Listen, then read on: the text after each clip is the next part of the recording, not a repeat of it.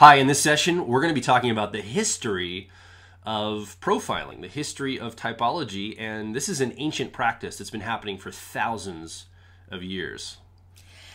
Typology is, as we mentioned before, typology is something that we all unconsciously do anyway, and it's because we can't manage the amount of information that gets thrown at us when we are interacting with such a large amount of people. So typology is, as Joel just mentioned, it's an ancient technology.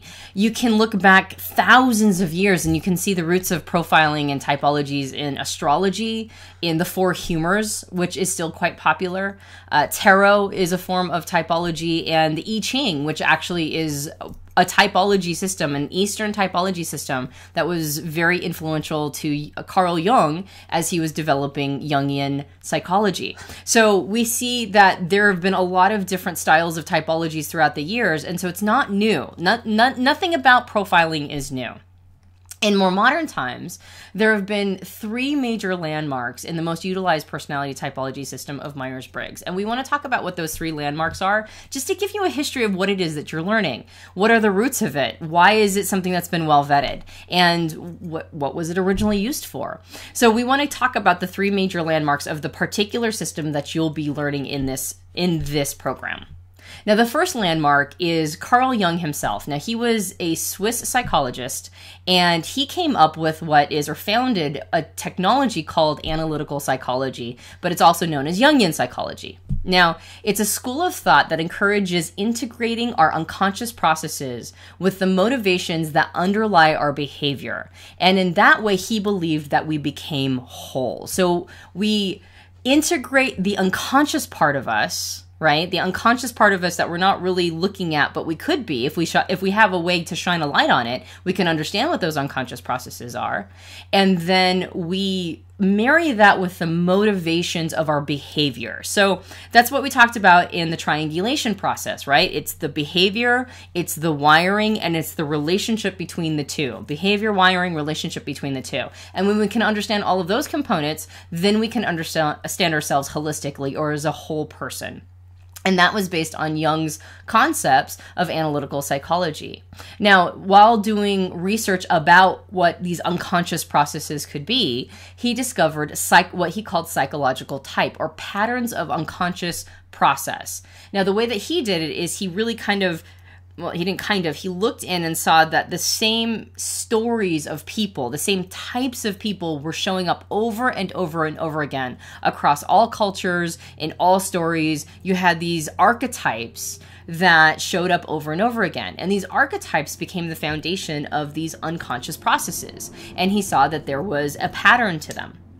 Now, there's a limited number of mental processes that people use. So it's not like there was hundreds and hundreds and hundreds of these unconscious processes, but there was actually a limited set that everybody was using. And the process that we favor, and the combination of how we use those processes that we favor, is ultimately what is going to influence our personality type. Now, obviously, other components come into who we are as people, our experiences, how we grew up, the values that we come with, our paradigms about life. All of that is going to be a part of who we are and how we show up in the world, which is why no two people are the same. However, when we use the term personality type in this context, we're not talking about a holistic person that comes packaged with their experiences and, all the different quirks and individuations that we have as people. We're talking specifically about the personality type that we fall into when we look at this limited set of mental processes. So when we talk about personality type, that's a little different than your unique individuation. So Jung separated the types into three different dichotomies. And as we mentioned before, dichotomies are like the introvert extrovert. They're basically fundamentally pairings of opposites. That's what dichotomy means. It's a pairing of two opposites. And he came up with three of them. He came up with introversion and extroversion, intuition and sensing, and thinking and feeling.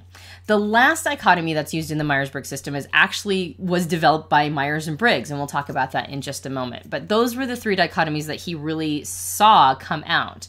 And in using those, that became the backbone for the 8 cognitive functions or mental processes that we now see as the mental wiring that influences type.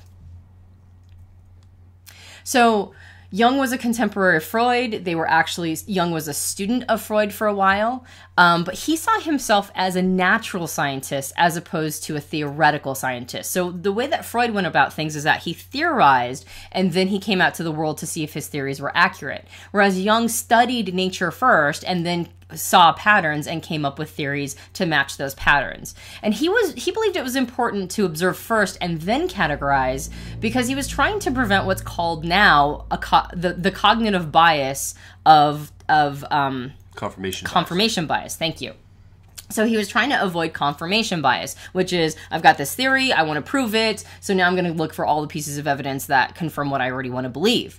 He actually went the opposite way, which is, what am I observing happening? What am I actually seeing going on in the outside world? And then now that I see the things going on in the outside world, now what categories can I put them in? And we personally believe that that is a lot more of an accurate way of going about things. We believe that that actually made his theories hold more water, really. And as you're a profiler, as you're growing in your profiling, coming at profiling in the same fashion, we believe is the better way to come from it. Observe, question, work with your subject that you're profiling, and try to gain a type based on what you're observing and picking up from them, rather than coming with preconceived notions about, well, that person's probably an introvert, and so you come with that bias that might skew how you profile. So take Jung's concept of observing and then making a pattern from that, even in your profiling. We think it's a great tool and a great way to show up to profiling. Yeah, it's almost difficult not to come with some confirmation biases early on.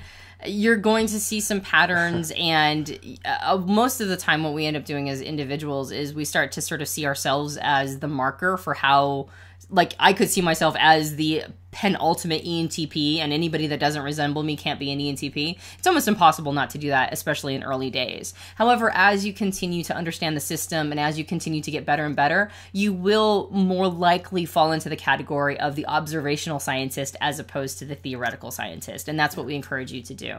So basically, Jung believed that the integration of those unconscious processes, or that wiring, and the motivations that underlie our behavior, or the reason why we're doing things, that combination, and then adding that component of free will, okay, the component of free will, which is what comes with, how we experience life. What have been the things that have influenced us as individuals? Who are the people in our lives? What are our values? How do we kind of see things, separate from maybe even our wiring? What maybe some of the imprints we come away with that are separate from personality type? All of that combined created the individual. So when you go through personality typology systems, remember that you're attempting to understand people on a profound level, but that doesn't mean that you necessarily know them as an intimate. That might feel intimate because you're understanding a portion of who they are in a very intimate way, and probably in a way that they're not used to being experienced, but that doesn't mean that you know everything about them. So that's really good to hold space for, is that we're not talking about the individual or individuation at this point. We're talking about personality type, which is which mold do they more than others do they resemble, and how can that be used to help them understand themselves more. So that was the first landmark, was Carl Jung himself. The second landmark is with Catherine Briggs-Myers and Catherine Cook Briggs and Isabel Briggs-Myers. Now, these were a mother-daughter combination in the early part of last century, and they were totally obsessed with Carl Jung. And around the time period that they were studying Jung, World War II broke out. And this is the whole time period of, like, what is it, Rosie the Riveter? Yeah. Where it was like, we can do it, right? And so all the men were out fighting World War II.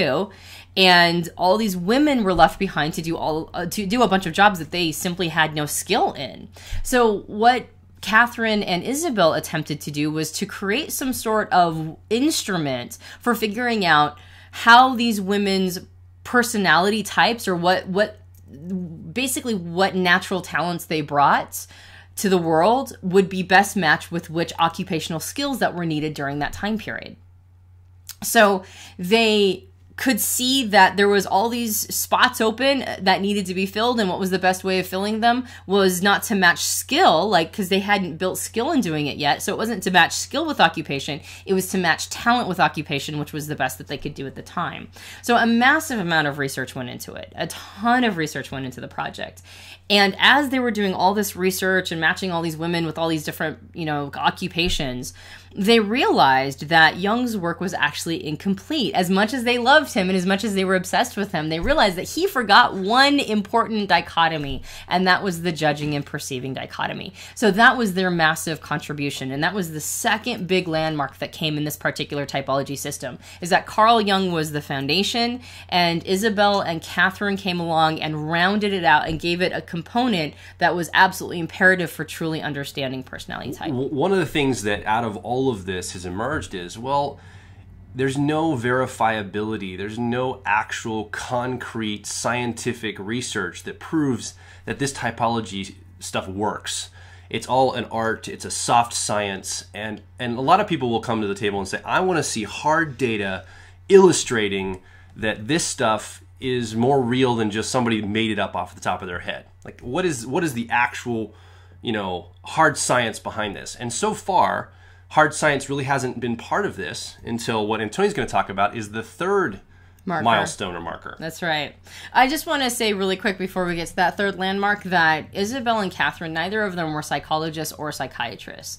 And so they had a lot of resistance to their theories because they weren't credited in the stereotypical way. And as Joel mentioned, a lot of people want to say, well, it's all bunk, or there's nothing really to it. And that said, after 70 plus years of research, it's still holding strong. So it might not be hard science in the way that everybody likes it. However, it's still incredibly usable and people feel very familiar when they go through this terrain. So that third landmark that Joel is referencing is a major piece, which is, it's happening right now, actually. We have a friend named Dario Nardi who at one time was a professor at UCLA who taught personality psychology, and he also taught the Myers-Briggs system.